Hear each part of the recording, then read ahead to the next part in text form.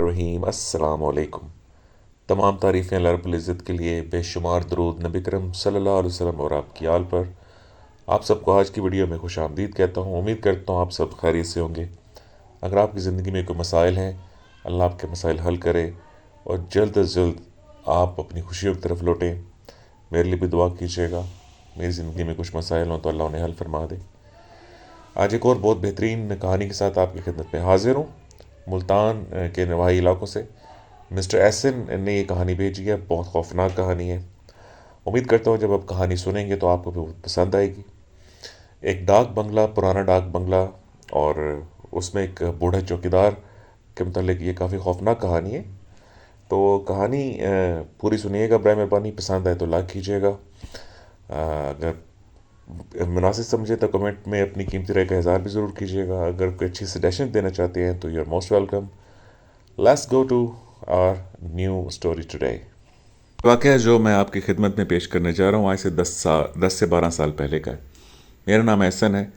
मैं बीए के पेपरों से कुछ अर्सा कबल ही फ्री हुआ था और आजकल बिल्कुल मुकम्मल तौर पे घर पे टाइम गुजार रहा था और यकीनन अपने दोस्तों के साथ भी वक्त गुजारी के लिए बाहर चला जाया करता था।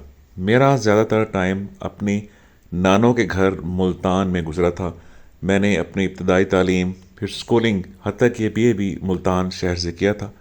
मेरा ताल्लुक़ मुल्तान के करीब एक छोटे से कस्बे से है, एक गांव कह लीजिए।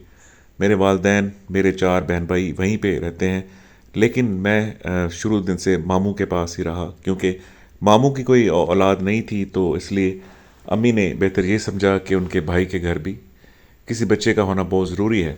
जब मैं बिल्कुल छोटा सा था तो म्यूचुअल अंडरस्टैंडिंग के तहत मुझे मामू के साथ मुल्तान भेज दिया गया। नानों ने बिल्कुल माँ की कमी कभी भी महसूस ना होने दी, लेकिन यकीनन माँ माँ ही होती है जिसने आपको पैदा किया होता है। मैं कभी कभार छुट्टियों में मिलने आ जाया करता था, लेकिन कभी भी मुस्तकिल तौर पे अपने वालिदैन और अपने बहन भाइयों के साथ नहीं रहा।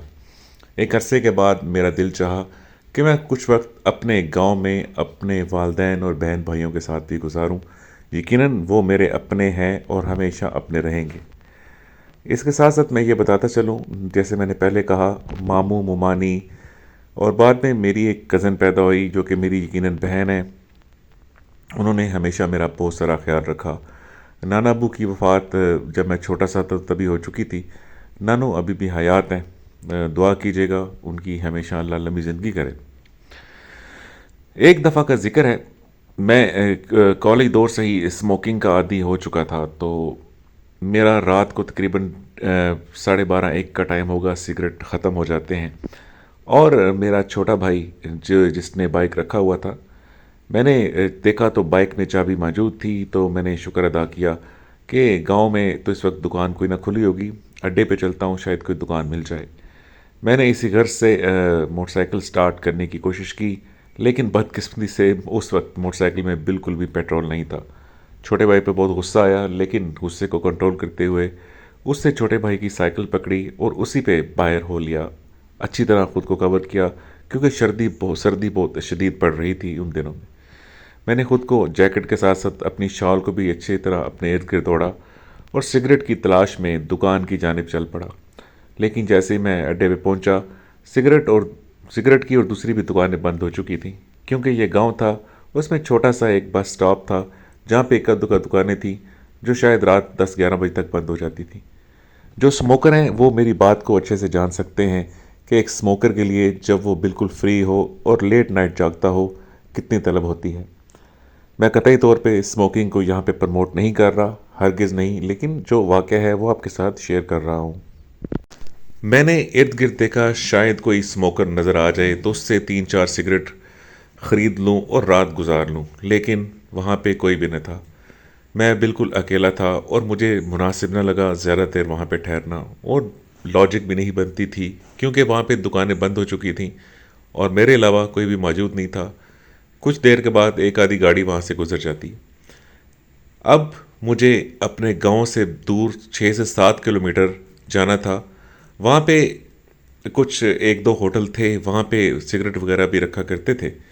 तो लेकिन वहाँ पे साइकिल पे जाना 6-7 किलोमीटर रात के 12:30-1 बजे, वो भी सर्दियों की रातों में, मुझे थोड़ा सा ख़तरनाक और खौफज़दा लग रहा था। लेकिन अब सिगरेट की तलब ऐसी थी कि उसने मुझे उस रास्ते पे डाल ही दिया। मैंने अपनी साइकिल को उस रास्ते पे डाल दिया। बीच में एक पुराना डाक बंगला भी आता था, जिसके बारे में मशहूर था कि वो हॉन्टेड है, आसेब ज़दा है। लेकिन चूंकि जिस तरह मैंने आपसे पहले कहा, मेरा सारा वक्त हमेशा मुल्तान में ही गुजरा था, तो अपने गांव में मैं इतना रहा भी नहीं था। मुझे इसके बारे में कुछ ज़्यादा कन्फर्म नहीं था। कभी कभार एक दो दफ़ा मैंने अपने बहन भाइयों से ये बात ज़रूर सुनी थी। खैर, मुझे इस मामले में कोई गारंटी नहीं थी, ना ये श्योरिटी थी। सो मैं बेडर होके वहाँ से साइकिल चलाता हुआ तकरीबन 10-15 मिनट के बाद उस डाक बंगले के करीब से गुजर गया। घुप अंधेरा था, जिस तरह इस बिल्डिंग में कभी लाइट जली ना हो। हल्की हल्की चांद की रोशनी ज़रूर थी, जिससे उस बिल्डिंग की वहशत क्लियर तौर पे दिखाई दे रही थी। टूट फूट का शिकार थी वो बिल्डिंग, लेकिन दीवारें अभी भी अपनी असली हालत में मौजूद थीं। छत मौजूद था, दरवाजे अपनी जगह पे कायम थे, लेकिन दीवारें काफ़ी खस्ता हाल थीं। ये मैं इसलिए बयान कर पा रहा हूँ कि मैंने दिन की रोशनी में भी एक दो दफ़ा उसको देखा हुआ था। खैर, मैं वहाँ से तेज़ी से साइकिल चलाता हुआ आगे बढ़ गया, और खुशकिस्मती से जब मैं वहाँ पे तकरीबन आधा घंटा साइकिल चलाने के बाद पहुँचा, तो वहाँ पे एक छोटा सा चाय का खोखा खुला हुआ था, जो कि वहाँ पे 2-3 लोग सर्दी में चाय से महजूज हो रहे थे। एक दो लोग खाना भी खा रहे थे। वहाँ भी बसें रुका करती थीं, इसलिए वहाँ पे होटल खुला हुआ था। देखते ही देखते एक बस वहाँ पे आके रुकी, और लोगों का वहाँ पे रश लग गया। मैंने मौके की मुनासिबत से पहले बेहतर यही समझा कि फ़ौरन से सिगरेट लूँ और वापसी का रास्ता नापूँ, क्योंकि वापसी पे भी मुझे कम से कम आधा घंटा लगना था। मैंने सिगरेट का पैकेट लिया। अब सर्दी इतनी शदीद थी, मेरा दिल चाहा चाय पी लूँ। मैंने चाय पी। चाय इतनी मज़ेदार थी कि मेरा दिल किया और पीऊँ, लेकिन सोचा शायद बहुत देर हो जाएगी, क्योंकि वहाँ पे सवारियों का काफ़ी रश लगा हुआ था। यही सोचते हुए मैंने चाय वाले से कहा, बराए मेहरबानी आप 2-3 कप पैक कर दीजिए। उसने 5-7-10 मिनट में चाय बनाई, 2 से 3 कप पैक किए। मैंने उसको 3 से 4 शॉपर में डलवा लिया, और मैं अपनी साइकिल के साथ लटका के उसे वापसी का सफ़र शुरू कर दिया। यही सोचा कि घर आके चाय को गर्म कर लूँगा। वापसी का सफ़र जब मैं डाक बंगले के पास पहुंचा, तो पटाखे की आवाज़ आई। मैं घबरा गया कि यह क्या हुआ है। वो कुछ और नहीं, मेरी साइकिल के दोनों टायर थे, जो एक ही वक्त में पंक्चर हुए थे। ये काफ़ी हैरान कुन था। घर वहाँ से अगर मैं पैदल भी जाता तो कम से कम मुझे 25 से 30 मिनट ज़रूर लग जाते। साइकिल अगर चला के जाता तो यकीनन 10 से 12 मिनट में पहुँच जाता। मैंने फ़ौरन साइकिल वहाँ रोक दी। अपने मोबाइल की टॉर्च से मैंने दोनों टायरों को चेक करने की कोशिश की, जो कि मुकम्मल तौर पे फ्लैट हो चुके थे। साइकिल के टायर होते कितने मोटे हैं, बारीक से तो होते हैं, फ़ौरन से उनमें से हवा निकल जाती है। पटाखा इतना ज़ोरदार था कि एक दफ़ा मेरा दिल दहल गया, क्योंकि दोनों टायर हैरान कुन तौर पे एक ही वक्त में पंक्चर हुए थे। अब मैं इधर उधर देख रहा था, मेरे अलावा तो वहाँ कोई ज़ीरो नहीं थी। मेरे अकब में वही पुरानी इमारत, वही डाक बंगला।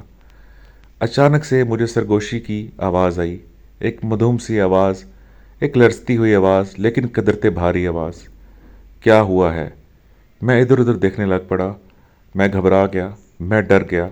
रात के इस पहर, इस वीराने में ये आवाज़ कहाँ से आई है? मैंने समझा शायद कोई जानवर बोला होगा, लेकिन आवाज़ दोबारा आई। इस दफ़ा आवाज़ में काफ़ी दबदबा था। मैंने अपने अकब में देखा तो एक बूढ़ा, जिसकी कमर कदरे झुकी हुई थी, अपने हाथ में लालटेन पकड़े मेरी जानिब चलता आ रहा था। मेरा तो जिस्म जैसे जम सा गया। इस इमारत से एक इंसान कैसे नमूदार हो सकता है, और दिखने में उसकी उम्र 100-150 साल तो लगती होगी। या शायद मेरा अंदाज़ा गलत भी हो सकता है, क्योंकि उसकी कमर बिल्कुल झुकी हुई थी। उसने अपने इर्द गिर्द चादर लपेटी हुई थी। उसका चेहरा बिल्कुल दिखाई ना दे रहा था, क्योंकि उसने अपने आगे लालटेन की हुई थी, जिसकी रोशनी काफ़ी मध्यम थी, कोई इतना ज़्यादा दिखाई भी ना दे रहा था। वो आहिस्ता आहिस्ता झुकी हुई कमर के साथ चलता मेरी तरफ आ रहा था, और मैं अपनी जगह पे जैसे मुजस्समा बने खड़ा उसको देखता जा रहा था। मेरे पास आया, मुंह से थोड़ी सी चादर हटाई। वो एक उधेड़ उम्र का बहुत बुजुर्ग शख्स लग रहा था। कहता, क्या हुआ है तुम्हें? इस दफ़ा उसकी आवाज़ काफ़ी रौबदार थी। मैं अपने हवास को काबू में करते हुए बोला, जनाब, मैं अपना गांव से बाहर सिगरेट लेने गया था और चाय लेने गया था। मेरे साइकिल के दोनों टायर यहाँ पे आके पंक्चर हो गए। मैं हैरान हूँ कि दोनों टायर अचानक कैसे पंक्चर हो सकते हैं। बुजुर्ग बोला, तुम्हारे पास चाय है?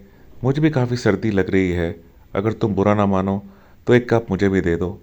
मैंने कहा, बुजुर्ग इंसान है, इनके साथ नेकी करनी चाहिए। मैंने कहा, लेकिन मेरे पास कप मौजूद नहीं है। उन्होंने कहा, एक मिनट रुको, मैं कप लेके आता हूँ। वो फौरन पलटा और तेज़ तेज़ कदमों से चलता हुआ दरवाजे को खोल के अंदर चला गया। हैरान कुन तौर पे अंदर घुप अंधेरा था। मैं हैरान था, एक बूढ़ा शख्स इस टूटी फूटी इमारत में, इस वीराने में कैसे रहता होगा। मैंने थोड़ा सा घबराते हुए सोचा, मैं यहाँ से निकल जाता हूँ, साइकिल को चलाता हूँ। मैं अभी ये सोच ही रहा था, मैं अपनी साइकिल पे हाथ रखा और जैसे ही पीछे मुड़ के देखा वो खड़ा हुआ था। मैं डर गया, ये अचानक कहाँ से नमूदार हुआ। उसने कहा, ये लो कप। वो अपने साथ एक और कप लाया था। ये उसने कहा, अगर तुम चाहो तो मेरे साथ बैठ के चाय पी सकते हो। मेरे पास यहाँ पे लकड़ियाँ हैं, हम जला लेते हैं और दोनों बैठ के आग सेकते हैं। तुम्हारी सर्दी भी कम हो जाएगी और हम चाय का मज़ा भी ले लेंगे। मेरे में इतनी हिम्मत भी ना हुई कि उसको इनकार कर सकूं। मैंने चाय दोनों कप में डाली। चाय अभी गर्म थी, उसमें से धुआं निकल रहा था। वो काफ़ी खुश हुआ। वो लकड़ियाँ अंदर से लेके आया, हमने लकड़ियाँ जलाईं। मैं काफ़ी महजूज हो रहा था, मेरा डर आहिस्ता आहिस्ता ख़त्म हो रहा था। मैंने हिचकिचाते हुए पूछा, मोहतरम, आप कौन हैं? आपकी उम्र के हिसाब से मुझे आप 100 के करीब लगते हैं। इस वीराने में, इस पुरानी इमारत में आपका क्या काम है? आगे से वो झट से बोल पड़ा, ये एक डाक बंगला है, किसी वक्त में यह आबाद हुआ करता था, लेकिन अब इसको ख़त्म कर दिया गया है। मैं यहाँ का पुराना चौकीदार हूँ और 40 साल से यहीं रह रहा हूँ। मेरी सारी ज़िंदगी यहीं गुजरी है और मेरा दिल नहीं करता कि यहाँ से जाऊँ। मैंने कहा, मैं तो पहले भी यहाँ से गुजरा हूँ, लेकिन मैंने आपको कभी नहीं देखा ना। मैंने तो यही सुना था कि यह इमारत बिल्कुल वीरान है और यहाँ पे भूत प्रेत का बसेरा है। इस बात को सुनते हुए उसने मेरी तरफ संजीदगी से देखते हुए कहा, ऐसा कुछ भी नहीं है, लोगों की बातों पे इतना यकीन नहीं करना चाहिए। क्या किसी ने यहाँ पे भूत प्रेत देखे हैं? मैं फ़ौरन से बोल पड़ा, देखे जनाब, अगर किसी ने ना देखा था तो ऐसे कभी कोई बात ना करता। यकीनन यहाँ पे भूत प्रेत का बसेरा है तो लोग ऐसी बातें करते हैं। वो आगे से बोला, अगर ऐसा होता तो मैं 40 साल से कभी भी अकेला यहाँ रह ना रहा होता। मैंने कहा, कि आपके बीवी बच्चे नहीं हैं? वो फ़ौरन बोला, मेरी एक बीवी और मेरे 2 बच्चे थे जो कि एक ट्रैफिक हादसे में अल्लाह को प्यारे हो गए। उसके बाद से मैं बिल्कुल अकेला हूँ। मैंने कहा, कोई आपके रिश्तेदार? उसने कहा, हाँ, मेरा एक छोटा भाई भी था जो कराची में नौकरी करता था, वो भी फौत हो चुका है। अब इस दुनिया में मेरा कोई भी नहीं है, इसलिए मैंने मुनासिब यही समझा कि यहाँ पे रहूँ। मैंने उससे पूछा, आप 40 साल से यहाँ पर नौकरी कर रहे हैं, लेकिन अब तो ये डाक बंगला पिछले 12-13 साल से बंद हो चुका है, और अब आपका गुजारा कैसे होता है? आपका ज़रिया मौश क्या है? मैंने अभी यही कहा था कि मुझे अंदर से कुछ बर्तन गिरने की आवाज़ आई। आवाज़ इतनी शदीद थी जिस तरह ज़ोर से कोई बर्तन नीचे पटक रहा हो। मैं घबरा गया। उसने मेरी टांग पे हाथ रखा। आप यकीन करें, उसका हाथ ऐसे था जिस तरह बर्फ़ हो। मैं घबरा गया। मैंने कहा, आपके हाथ इतने ठंडे हो रहे हैं? उसने कहा, हाँ, सर्दी बहुत शदीद है, शायद इसीलिए। मुझे अभी भी वो ठंडक अगर मैं आंखें बंद करके महसूस करूं तो कर सकता हूं। मैंने अपनी ज़िंदगी में कभी इतनी ठंडी चीज़ अपने वजूद के साथ महसूस नहीं की। बर्फ़ से भी 100 गुना ज़्यादा ठंडा उसका हाथ जब मेरी टांग के साथ टकराया, मुझे ऐसा लगा जिस तरह मेरा पूरा वजूद बर्फ़ बन गया हो। मैंने फ़ौरन से उसका हाथ दूर झटक दिया।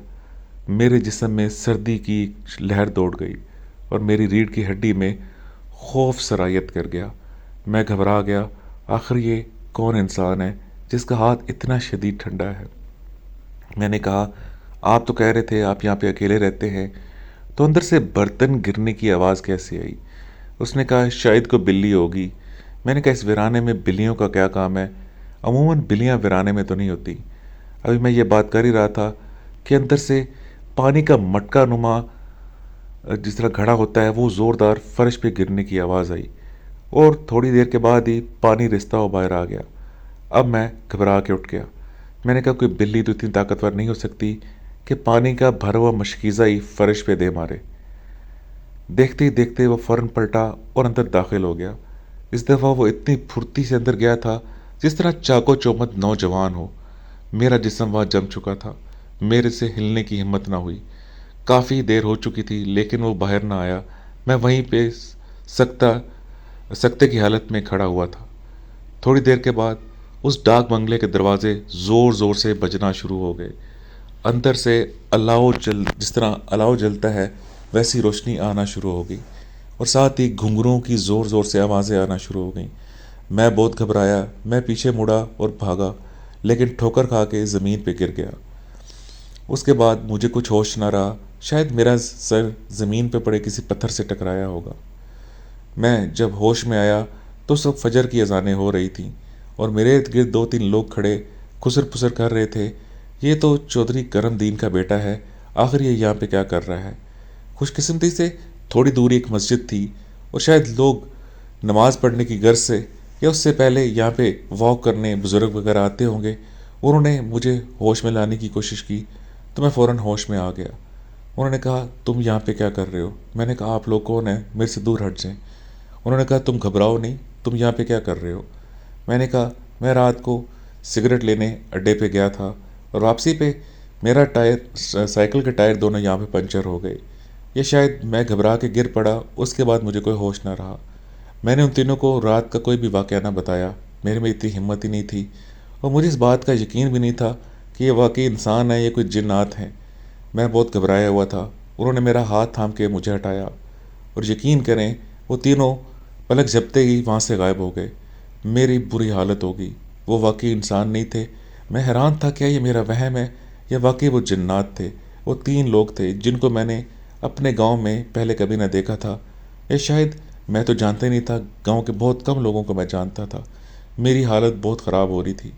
मैंने अपनी साइकिल पकड़ी और जिस रफ्तार से भाग सकता था वहाँ से भाग गया। मैं अपने दरवाजे पे आके गिरा और बेहोश हो गया। मेरा सर दरवाजे के साथ टकराया था। मेरे वालिदैन नमाजी परहेजी थे। नमाज का टाइम था। फ़ौरन से दरवाज़ा खोला। दरवाजे के आगे जब मुझे गिरा पाया फ़ौरन अंदर ले गए। मुझे जब होश आया तो तकरीबन सुबह के 11 बज रहे थे। मेरी वालदा मुसलसल रो रही थी। मेरा सर बहुत भारी हो रहा था। मेरे वालिद, मेरे बहन भाई और मेरी वालदा मेरी चारपाई के इर्द गिर्द बैठे हुए थे और मोहल्ले के और भी लोग हमारे घर में जमा हुए थे। जैसे ही मुझे होश आया सब ने अल्लाह का शुक्र अदा किया। मेरे वालिद साहब ने गांव के दीगर लोगों से कहा, बराए मेहरबानी आप अपने घरों को जाइए, आपका बहुत शुक्रिया, मेरा बेटा अब होश में आ गया है, मैं इससे खुद बात करना चाहता हूँ। मुझे पानी पिलाया गया, उठा के बिठाया गया। मेरे वालिद साहब ने मेरे से पूछा, आखिर तुम इस टाइम कहाँ गए थे और बेहोश होकर क्यों गिरे?